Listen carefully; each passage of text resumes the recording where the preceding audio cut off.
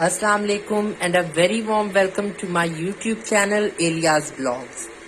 तो आज मैं तो कहीं नहीं गया बाहर, क्योंकि आज से ऑफ शुरू हो गए हैं ईद के।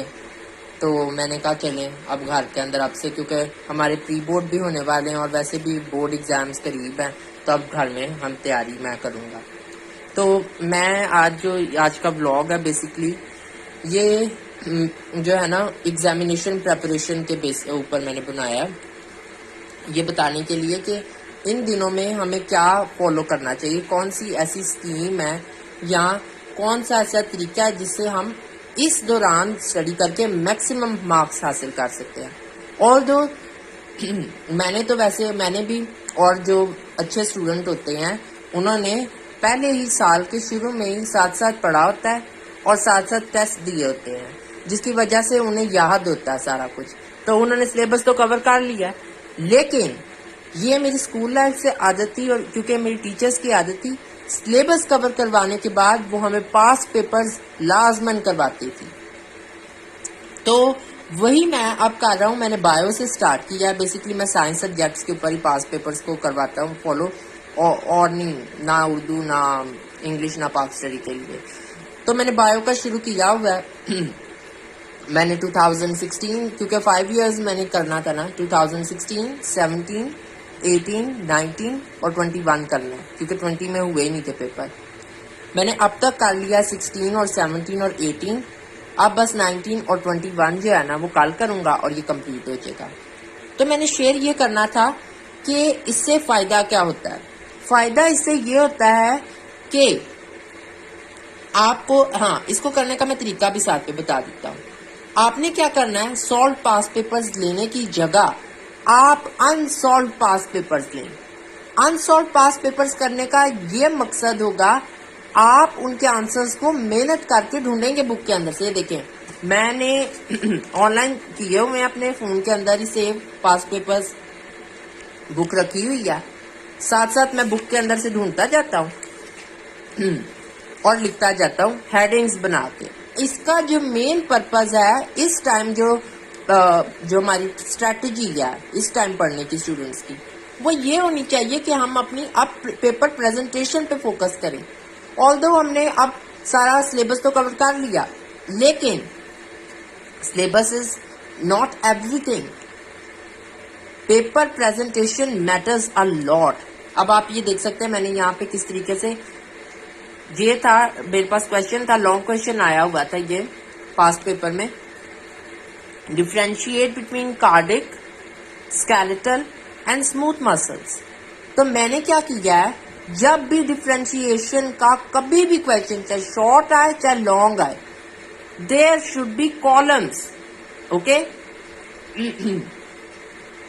अब जैसा कि आप देख सकते हैं मैंने कॉलम्स बनाए हुए हैं, और हर कॉलम एक स्पेसिफिक मसल के लिए है। ये स्केलेटल स्मूथ के लिए, ये कार्डिक के लिए, ये स्केलेटल के लिए। दूसरा जो पॉइंट मैं शेयर करना चाहता हूं वो ये है कि आपको, क्योंकि बोर्ड एग्जाम्स में आपको यूजुअली, वैसे सारों को तो इस बात का नहीं पता होता, बट एक्सपीरियंस जो टीचर्स हैं वो बताते हैं कि बोर्ड एग्जाम्स में पेपर्स इतने ज्यादा आते हैं। जाहिर बात है, कोई भी इंसान हो, इवन मैं भी अगर हूँ, तो मेरे पास भी अगर इतने ज्यादा आएंगे, जी तो हम बात कर रहे थे, अगर मेरे पास भी इतने ज्यादा आएंगे अगर पेपर्स, तो मैं क्या करूँगा, मैं कोशिश करूँगा कि मैं पेपर्स को किसी ऐसे तरीके से मैं चेक कर लूँ कि मेरे लिए ईजी हो जाए। अब बात क्या है, आपको एग्जामिनर के लिए कोशिश करनी है कि पेपर को ज्यादा से ज्यादा इजी कर दें। वो जस्ट पेपर के ऊपर नजर ही करे तो उसे फौरन पता चल जाए भाई बच्चे को कंसेप्ट पता है, उसने सही लिखा है। अब ये सोचने वाली बात है कि कोई कहे अच्छा फिर इतनी बड़ी थियरीज और इतना ये बुक्स और इतना ज्यादा हमारे पास जो काम है, ये देखे बुक इतनी मोटी है, इसको करने का क्या फायदा। फिर भाई बात ये है कि हर जो डेफिनेशन है ना, हर चीज को एक्सप्लेन करने में एक खास कुछ वर्ड्स हैं जो हिट करते हैं और उस पूरी बात को एक्सप्लेन कर देता है वो एक अकेला वर्ड। ये डेफिनेशंस में कुछ खास ऐसे वर्ड्स होते हैं। फॉर एग्जाम्पल, मैं आपको एग्जाम्पल देता हूँ। फॉर एग्जाम्पल, आप बल्कि ये सामने ही आप देख सकते हैं, सामने ही आपको दिख रहा होगा कि मैंने मसल्स के अंदर ये हर मसल के साथ मैंने कुछ हेडिंग्स उसकी दी हुई। बेसिकली ये डेफिनेशन में ही ऐड होती हैं इसकी। उसके अलावा अगर मैं चाहूँ तो एक और आपको एक्सटर्नल दे देता हूँ डेफिनेशन फर्स्ट ईयर से। हम जब फंजाई के बारे में बात करते थे ना, तो हमारे सर ने बड़ी हमें एक अच्छा की पॉइंट बताया था कि जब भी फंजाई के बारे में आपको लिखना हो, always use the word autotrophic heterotroph. अब ये हमने बड़ा हम परेशान हो कि सर ये आप क्या कह रहे हैं, autotrophic heterotroph, sorry absorptive heterotroph. अगर मैं फर्स्ट ईयर में था ना तो मुझे थोड़ा सा वर्ड वो हो गया, एब्जॉर्प्टिव हेट्रोट्रॉफ। अब हमने कहा सर इसका क्या मतलब हुआ एब्जॉर्प्टिव हेट्रोट्रॉफ, तो सर ने बताया आप मुझे बताएं कि क्या फंजाई उसे डीजेनरेट नहीं कर देती चीजों को। हमने कहा जी सर, और बाद में उसे एब्जॉर्ब कर लेती है। हमने कहा जी सर, तो इसका मतलब वो एब्जॉर्प्टिव है। दूसरी बात, हेट्रोट्रॉफ, हेट्रोट्रॉफ वो है जो अपना खाना खुद नहीं बना सकता, उसे किसी और से लेना पड़ता है। अब फंजाई अपने होस्ट के ऊपर डिपेंडेंट है कि होस्ट से ही उसे खाना चाहिए, तो होगी ना बात क्लियर। कुछ ऐसे वर्ड्स होते हैं जो स्पेसिफिकली पूरी डेफिनेशन को डिफाइन कर देते हैं। देखें जैसे कि मैंने कोई बड़े बड़े नहीं, मैंने इधर सेंटेंसेस बनाए, ये लॉन्ग आप मेरा देख सकते हैं। ये बहुत एक अच्छी एग्जांपल है दूसरे स्टूडेंट्स के लिए भी जो मेरा ब्लॉग या वीडियो को देखते हैं। और प्लीज अगर देखा करें तो इसे लाइक कर दिया करें और इसे शेयर कर दिया करें और मेरे चैनल को सब्सक्राइब भी कर दिया करें। ओके, अब आप देख सकते हैं मैंने क्या लिखा हुआ है, दे आर अनस्ट्राइप्ड। कोई मैंने नहीं बात की कि these the smooth muscles are unstriped, या मैं उनके स्ट्रक्चरली तौर पे बात कर दूं, the structure of smooth muscles is unstriped. सीधी सी बात है, कोई इतने आपको इंग्लिश मारने की नहीं जरूरत, सीधी बात करनी है, पॉइंट सीधा। दे आर अनस्ट्राइप्ड, और अनस्ट्राइप्ड के नीचे आप देख सकते हैं मैंने अंडरलाइन किया हुआ है, ताकि जब कोई इसको पढ़े वो इन अंडरलाइन वर्ड्स के ऊपर गौर करे। अच्छा, बच्चे को पता है स्मूथ मसल्स अनस्ट्राइप्ड होते हैं, कार्डिक इरेगुलर स्ट्राइप्स वाले होते हैं, स्केलेटल रेगुलर स्ट्राइप्स के साथ होते हैं, तो होगी बात क्लियर। आप पेपर को इस तरीके से रिप्रेजेंट अपने एग्जामिनर के आगे करें कि वो उसके लिए काम इजी हो जाए। जब उसके लिए काम इजी हो जाएगा ना, वो खुश हो जाएगा और आपको फौरन नंबर दे देगा। ठीक है, ये थ्योरी वाले पेपर्स के लिए रूल है। इसके अलावा फिजिक्स के अंदर आपकी डेरिवेशन सही होनी चाहिए, केमिस्ट्री के अंदर भी कुछ ऐसे फॉर्मूलाज, हर जो है ना थ्योरी, उसके कुछ पेपर प्रेजेंटेशन के कुछ की पॉइंट्स होते हैं, अगर वो आप पिकअप कर लें। हमने क्योंकि सिर्फ हमने क्रैमिंग नहीं करनी, क्रैमिंग कर लेना या चलो कंसेप्ट भी सारे आते हो, हमने सिर्फ यही नहीं करना, हमने नहायत ही अच्छे तरीके से एक बड़ा खास वर्ड इसके लिए यूज होता है, मुझे अब वो आ नहीं रहा, मेरे जुबान पे नहीं वो चढ़ रहा, इसको हम कहते हैं, अच्छा चलें, ये हमारी एक ना ये ट्रिक्स होती हैं, ये कुछ टिप्स एंड ट्रिक्स होती हैं जो बहुत ज्यादा काम आती है स्टूडेंट्स के। तो मैं सारी बातें आपसे शेयर करता जा रहा हूँ। तो आजकल मैं ये कर रहा हूँ कि मैं कोशिश कर रहा हूँ कि मैं पास पेपर्स को ज्यादा से ज्यादा कंप्लीट करूँ।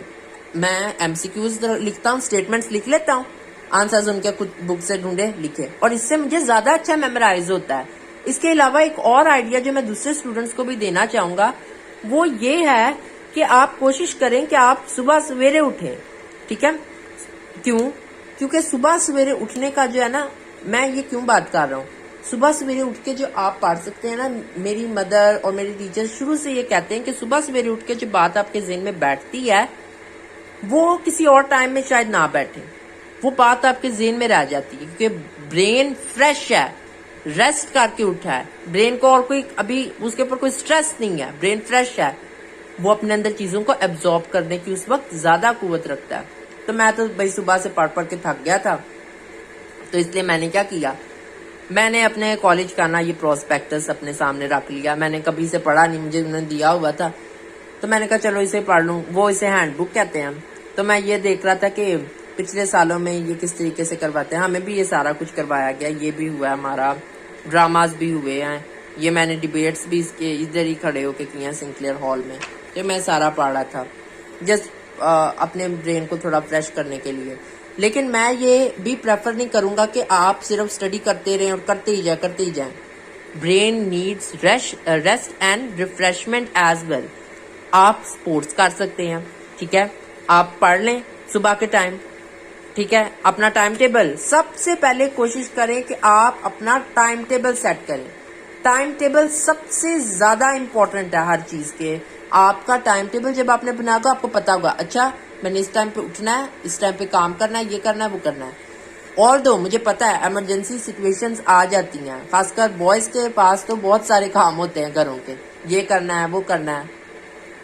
लेकिन आप सुबह, अगर सुबह सवेरे उठते हैं ना, सुबह सवेरे घर के अंदर जल्दी नहीं कोई आजकल उठता, तो आप उस टाइम उठ के ये काम कर सकते हैं, ठीक है। और आगे भी, अभी तो खैर रोजे चल रहे हैं, तो सैरी करने के बाद फिर हिम्मत ही नहीं होती, तो बाद में थोड़ा सा देर आपको रहती है अच्छी पावर, उसके अंदर अगर आप जितना कंज्यूम कर सकते हैं कर लें, उसके बाद तो भूख लगना शुरू हो जाती है। और गर्मी तो आजकल इतनी शदीद पड़ रही है कि बस छोड़ दो बात। ये मैंने एक बात शेयर करनी थी आज पेपर प्रेजेंटेशन के हवाले से, कि आप कोशिश करें कि पास पेपर्स को ज्यादा से ज्यादा गो थ्रू करें। कुछ ऐसे क्वेश्चंस है, फॉर एग्जांपल मैंने 2-3 पास पेपर्स में एक क्वेश्चन रिपीटेडली देखा है, MODY। ये एक डायबिटीज की टाइप है जो कि 25 ईयर्स से भी पहले हो जाती है और ये जेनेटिक है। अब ये मैंने ये सारा कुछ आजकल मैं डिस्कस कर रहा हूँ और सारे इसके ऊपर गौर कर रहा हूँ। आप भी अपनी स्ट्रेटजीज बनाएं, अपने प्लान्स बनाएं। If you like this video, and I am very thankful to you are watching this video. If you like this video, please subscribe my channel, also hit the bell icon so that you can get my latest uploads, and don't forget to share this video. share कर दिया करें, इससे हम YouTubers की एक हौसला अफजाई होती है। ये हमारे लिए भी एक इंकरेजमेंट की बात होती है कि हम किसी के लिए फायदे की कोई बात कर रहे हैं, किसी को हम किसी तरीके से भी हम किसी को फायदा दे रहे हैं। Thank you very much for watching this video. God bless you all. Allah Hafiz.